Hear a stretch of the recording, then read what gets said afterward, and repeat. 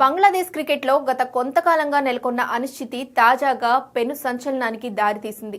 Board పనితీరుపై, ముఖ్యంగా selection committee నిర్ణయాలపై అసంతృప్తితో ఉన్న సీనియర్ ఆటగాళ్లు తిరుగుబాటు జెండా ఎగురవేయడంతో బంగ్లాదేశ్ క్రికెట్ బోర్డు దిద్దుబాటు చర్యలు చేపట్టింది.